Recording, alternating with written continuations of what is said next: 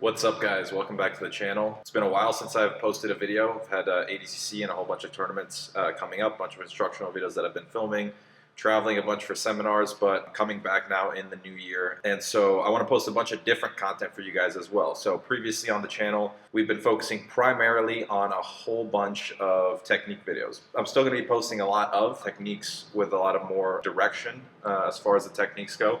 But I want to be posting more stuff like rolling footage, my day-to-day training, and things of that nature. And so this video is going to be an example of that. You guys are probably wondering why I have a whiteboard behind me. If you guys can't already tell, the topic of this video is going to be how to get better at BJJ Faster. So one big thing that a lot of people have been asking me about is how I made so much progress in the last year transitioning to no-gi, primarily with my transition to Austin, and going full-time into no-gi, and that entire period basically from trials all the way through to ADCC. So everybody's been asking me how I made so much progress in the last year. And so there's a bunch of different factors that play into that. Generally speaking, for the people that view this channel that just want to get better at jiu-jitsu, whether or not that's for your own personal goals, just because you're a recreational practitioner, maybe you're a recreational competitor as well, you like to compete occasionally, or you want to go full-time into competition, whatever the case is, I'm going to give you guys 3 strategies that you guys can use in order to help you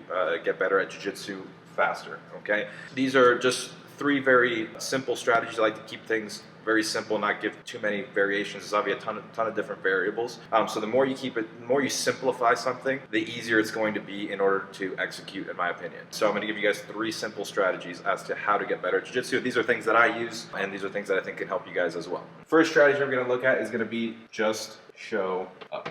Okay, pretty self-explanatory, just show up. Obviously, most of your progress is going to come based around your mat time. So the more mat time you have, the more progress you're going to see. It's going to be like that regardless of what you're doing, whether it's jiu-jitsu or whatever it is that you choose to do. The more time you spend on it, the more progress you're going to have. And more importantly, more than just showing up, I would say just show up more frequently.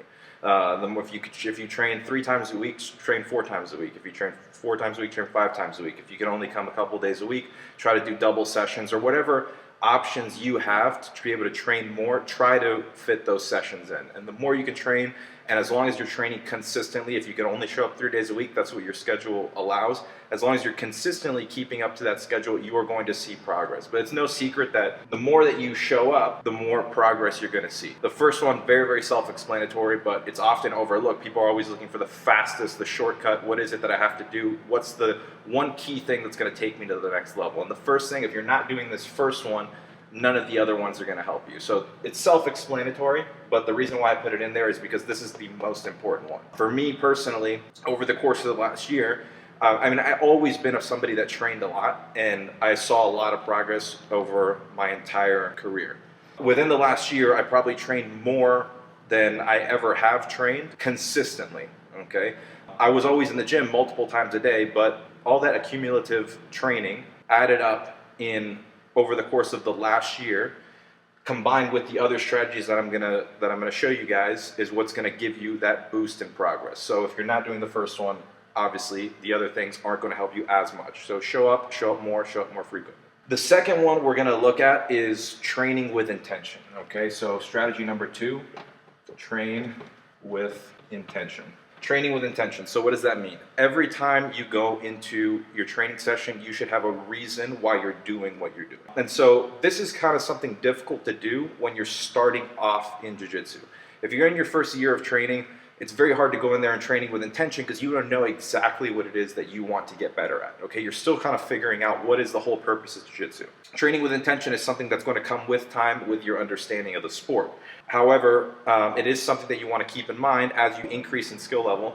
You want to start adding an intention to your training. And for me, this was the biggest one, in my opinion, that made the biggest difference for me when I was looking to, especially as I was transitioning to no-gi, but just for my progress in general. When I started training with intention, regardless of whether or not I was training for a competition or I was trying to train for just overall skill development, whatever the case was, when I had an intention behind my training, I was able to actually see progress more rapidly. And so there's a couple of different ways that you can train with intention. Ultimately, you guys are going to find your own intention because you're the one that decides what you want to get better at.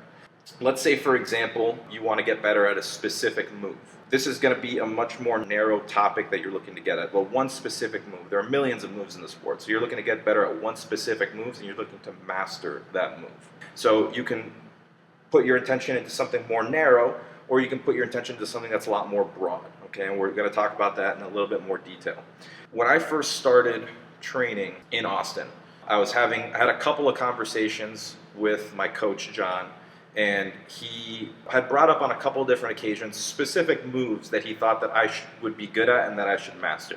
One day he came up to me and he told me that I had a very good body type to have a good triangle. He said, you have really good legs for triangles. Your legs are strong, your legs are long. You would be able to have a very good triangle. And so that's something that I never put a ton of emphasis on. I always had a good front triangle, but there are multiple different triangles in the sport of jiu-jitsu. In my head, he told me, try to get better at triangles. So in my head, I'm like, okay, how do I get better at triangles? Just that one thought that was cemented in my head of, hey, I have to get a better triangle, made it so that now I was seeing triangles in more places. I just put a little bit more focus, and I hadn't even set that intention yet. I just had it in my head that I had to get better at triangles, okay? And we'll talk about how you can actually get better at a specific move in a second. But just cementing this idea that you need to get better at a specific thing will make it so that now when that specific thing arises, or when you go into training, you're gonna notice that thing more. And so that was one conversation that we had about triangles. There was another time we had a similar conversation about guillotines. Okay, I had come into the gym where I had a decent arm in guillotine. I just had an affinity for an arm in guillotine, and I was able to lock my hands and attempt them quite frequently. And I went from having an okay guillotine to him coming to me and telling me that I should look to now master the guillotine, where now I had a specific intention. When I went in and I applied the guillotine, I wasn't just thinking about getting this guillotine and if it fails, I'll go to something else. I was thinking about how can I now master this guillotine? After having this conversation with him about a couple different moves, there was the triangle, there was the guillotine. I was I was trying to get good at leg locks at that time as well. I asked him, I was like, okay, how is it that I should approach trying to get better at these moves? He gave me a couple different options that you could have, okay? And this all comes back to training with an intention. I wanted to intentionally get better at triangles. I wanted to intentionally get better at guillotines. And ultimately, my goal was to not just get better at those two moves, but to master the submission game in general. One good strategy that you guys can use to train with intention when you're looking at a narrow topic is to pick a move per day or per week. This is a real simple way of going about it. Let's say I want to get better at arm and guillotines specifically, or just guillotines in general. I would come into the gym on a typical Monday and I would say, okay, today I'm going to practice my guillotines when it comes time to spar. So every opportunity that you have to practice, just to find a guillotine, you're going to actively be chasing that move. So that doesn't mean you have to ignore the moves that are available to you at the time. However, you're looking to train with the intention that day or that entire week of getting better at that specific move. So if it was guillotines, you're looking for guillotines that day or that week. If it was triangles, you're looking for triangles that day or that week. What I ended up finding is that the day that I tried guillotines, I literally could not hit a single guillotine. For me, what I did was I chose one every single day, and then I ultimately transitioned to choosing one throughout the week or for 4 or 5 days or whatever time frame you choose. Okay, you can do this however, you can split it however it is that you want it. Okay, I did both. I did one move a day and I did one move a week throughout whatever time frame I chose. What I found is that whenever I was intentionally looking for guillotines, when I was intentionally looking for whatever move that it is that I chose, I was never hitting them. However, something interesting happened. The following week, when I decided to put my focus on triangles, the week before, when I was looking for guillotines, I was never hitting them. All of a sudden, I'm trying to do triangles one week. I can't find a single triangle, but I'm finding guillotines all the time, and I'm actually landing them in training. So that was a real eye-opener for me. Because when I was intentionally trying to get better at guillotines, I was super frustrated, and I could not wait for that day or that week to end because I was not hitting a single guillotine, and I was just so frustrated that I couldn't hit any guillotines, and I thought that I would never get good at them.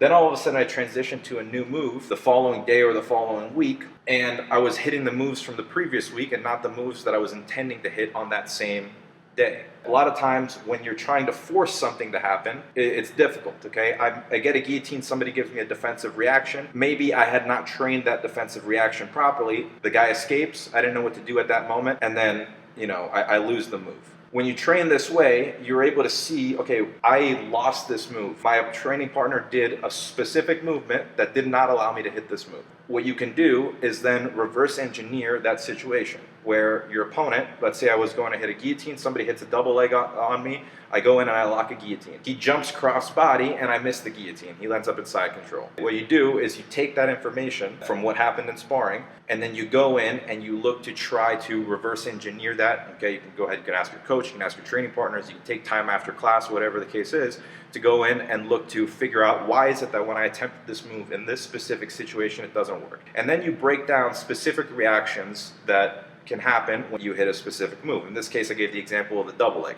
Now, are you going to be able to go and recreate that exact same situation in sparring every single time? No, that's what drilling is for. But you hit it in sparring, you learn to react to your opponent's response to your move accordingly during sparring, and then when the time comes, hopefully, if you've trained it enough, you've gathered enough information, you get better at the move essentially because you spend more time doing that. So you're training with intention.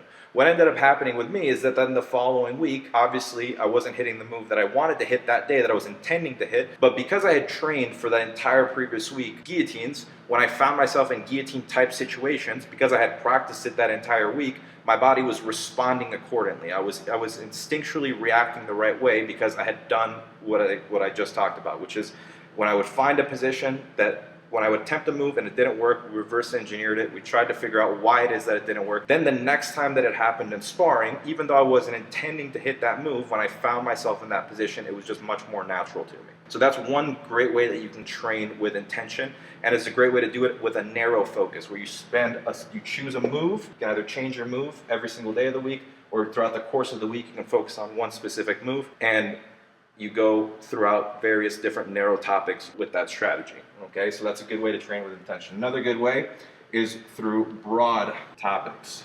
This would be something like guard passing, okay, guard retention. You pick a broader topic, wrestling up, whatever the case is, where you're not trying to hit one specific move, right? So if I'm talking about guard passing, I'm not just trying to hit a toreando pass. I'm not just trying to hit a body lock pass. You're trying to learn how to use different parts of guard passing in combination. So let's say you know how to do a toreando pass, but if you attempt a toreando pass, obviously your opponent is going to respond and look to defend that move. So you have to combine it with another move. You can also go about using a similar strategy where you're intentionally focused on practicing your guard passing. However, with broader topics, I don't recommend the day and week model where you're just focused on doing it for 1 week or 1 day at a time. We're just, okay, Monday I'm going to do guard passing. Tuesday I'm going to do guard retention.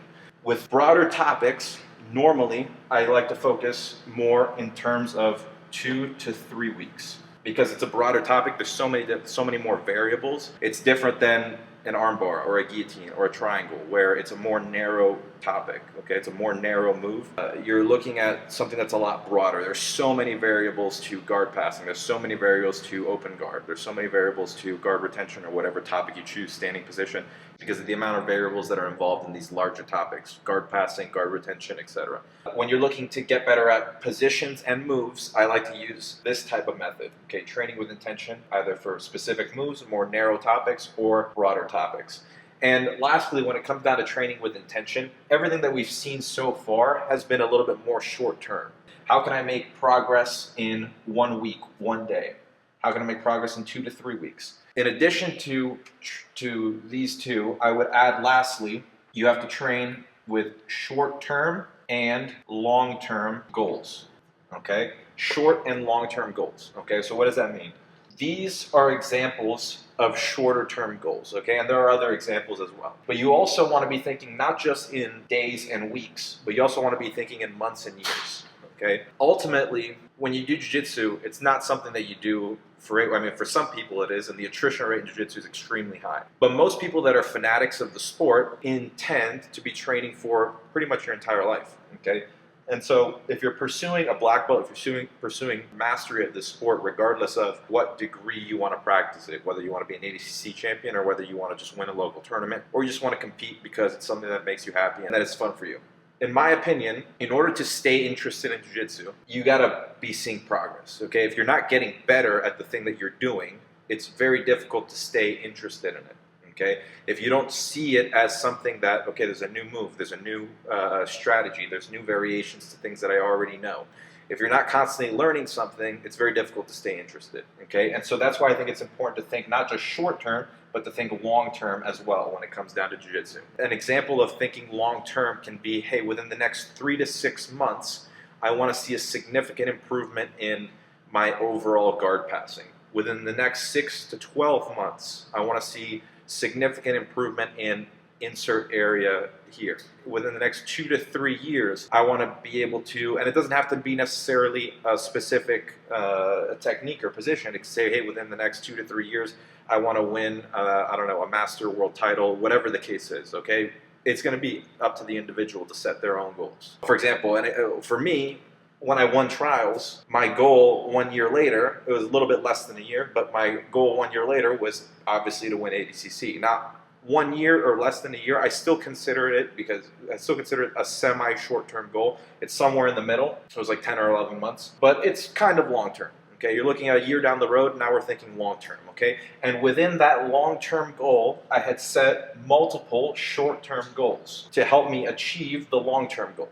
For example, if your long-term goal, let's say long-term ADCC, okay, this is just my example. One example of a short-term goal that would help me achieve the long-term goal would have been wrestling, okay? Within 3 to 6 months from now, I want to get better at wrestling, standing position, I should say. If I get better at standing position in the next 3 to 6 months, that will put me that much closer to achieving my long-term goal up here. Within the short-term goals, there are even shorter-term goals. For example, front headlock. Within the next 2 to 3 weeks, okay, again, we're looking at broad topics. Sorry for all this crazy handwriting, by the way. We're looking at front headlock, okay? That's one facet of the sport that's semi-broad, because there's a lot that goes into front headlock. That's one facet that I could spend the next 2 to 3 weeks working on. Maybe I spend 3 to 6 months thinking broader in terms of wrestling, then you think a little bit more narrow in terms of front headlock, 1, 2, 3 weeks, okay? So these are just some examples. You can fill in these gaps however suits your game, whatever it is that you want to achieve with jiu-jitsu. Ultimately, what it comes down to is thinking with intention, going to the gym with an intention, that day, for that week, for the next 2 to 3 weeks, for the next 6 months, and so on and so forth. 3 strategies. First one, just showing up more frequently. Second one, training with intention. The third one we'll look at is going to be study. I put these in order of, in my opinion, importance. The first one is going to be showing up. That's always going to be number 1. Number 2 will be training with intention. In my opinion, the one that can help you make the most progress. And number 3 is study. There are multiple ways that you can study. And there are tons of different resources out there, especially in modern day jiu-jitsu, that can help you get better faster. There's a ton of information out there. One good way to study is to watch your own footage. So watch own footage. This could be rolling footage, this could be competition footage. If you have the ability to ask somebody to record your rolls or put a camera down, whatever the case is, you record yourself doing positional sparring or open sparring with a training partner. Look at your own footage based on what you see. What would I have done differently in certain positions? If you lost a position, what would I have done to keep that position? Why did I get submitted in this position? Ask yourself those questions and try to figure out, stop the footage, rewind, look at what's going on, and just ask yourself those questions. Keep your mind active. Everything we've talked about so far has been about physically showing up, okay? Training with intention, there is a lot of mental involved in that, but studying is almost all mental, okay? It's almost all you trying to take the information and actually put it in here in your brain.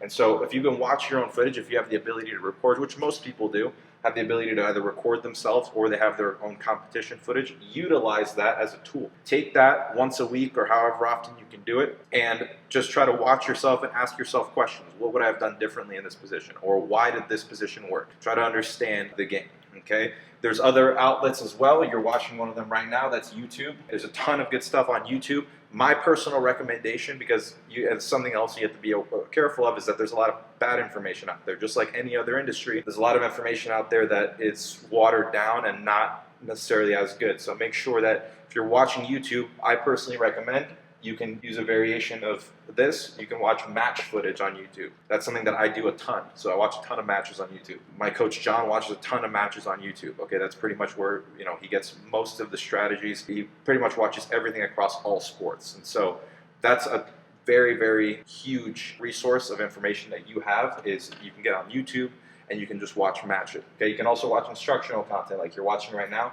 Just make sure that you're doing it from somebody that you realize is a credible source, or that's somebody that you can relate to. Okay, you're able to understand their information, you like their content, you feel like you can absorb the content. YouTube is another great one. Instructionals is another great one. These two are free. These ones you usually have to pay for, but it's another great resource. And I have another video that I'll be releasing, which is all about, talks about instructional videos and how to use them more intentionally and how to actually learn from instructional videos instead of just having the content there and either never using it or never being able to absorb it. How you can use instructional content to learn jiu-jitsu, how you can actually use that and leverage the information that you have as best as possible. So I have a video on that as well. But instructional content, YouTube videos, and watching your own footage, all great resources that you have to help you get better at jiu-jitsu. These three strategies that we talked about. Start off with showing up. Okay, show up. This is the most important one. So that's why I put it first. It's the one that we have to talk about the least, but it's the one that is the most important. If you don't show up, nothing else matters. Okay, training with intention. Number two, and we talked about different ways that you can train with intention, how you can make significant improvements. I talked about ways that I intentionally trained to help me improve very, very fast in the lead up to my previous long-term goal, which was to win ADCC. And then the third one being study. I hope you guys found this video helpful. I have links to all of my other stuff in the description below. But yeah, I used these three methods to help me get better at Jiu-Jitsu faster, and I hope they can help you get better at Jiu-Jitsu faster.